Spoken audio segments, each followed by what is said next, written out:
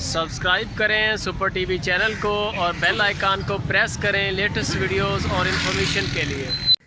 ਇੱਥੇ ਬੜੀ ਸੋਹਣੀ ਇਹ ਤਿੰਨ ਬੱਚੀਆਂ ਇਹਨਾਂ ਡਿਮਾਂਡ ਹੈ 1.5 ਲੱਖ ਰੁਪਏ ਤਿੰਨਾਂ ਦਾ ਜੀ।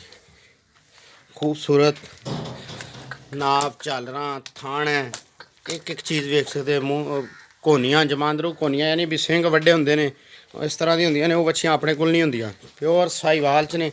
ਇਹ ਦੇਖ ਸਕਦੇ ਹੋ ਮੇਰਾ ਭਾਈ, ਇਹ ਤਿੰਨ ਬੱਚੀਆਂ ਦਾ 1.5 ਲੱਖ ਰੁਪਏ ਕੀਮਤ ਹੈ। 1.25 ਸਾਲ ਦੀਆਂ ਬੱਚੀਆਂ ਨੇ। जिस दिन इंशाल्लाह गाइयां बनिया मेरे भरा कोई देखणगे दोस्त जिहड़े ने लईयां और वाकया कहणगे कि तोहफे आए ने साडे कोले। तोहफे दिखा रहे हैं सिर्फ थोड़े जे, इधर ले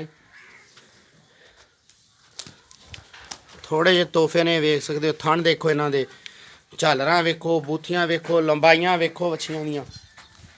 एक एक चीज़ दिखावांगे भरावां नूं। ए देख सकते हो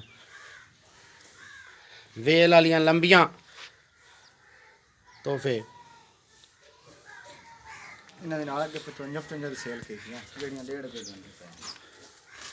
सिर्फ माल थोड़ा रह गया, नवा माल आया सैंपल तौर साढ़े भाइयों को दिखाने वास्ते और सस्ते रेटां च। पर सेल ने भी बच्चियां 4 दाने लैके आए हैं सिर्फ। इन पौने 2-2 साल उम्र है। प्योर साहीवाल च वेलां वेखो, झालर वेखो, नाप वेखो, इन्हां दी एक एक चीज़ वेखो भाईजान। प्योर साहीवाल च क्वालिटी। मोडियां सिंगां दियां कोनियां।